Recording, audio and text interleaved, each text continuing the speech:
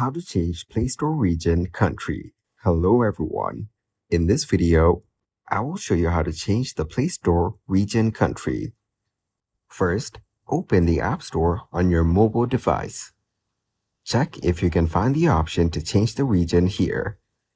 If you don't see the option in the App Store, go back and open your mobile settings. Now, tap on your Apple ID at the top of the settings menu. This will bring up your account details. Here, tap on Media and Purchases to access the options related to your App Store account. After that, tap on View Account to see more settings related to your account. Now look for the option labeled Country or Region and tap on it. This will allow you to change your current region settings.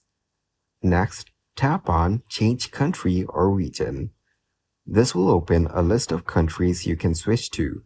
Finally, scroll down the list and select the country you want to change to. Follow any additional prompts to confirm the change and make sure to agree to the terms and conditions if required. Thank you guys for watching this video. Hope you got some value. Make sure to like the video and subscribe to the channel to get notified of new videos. See you in the next one.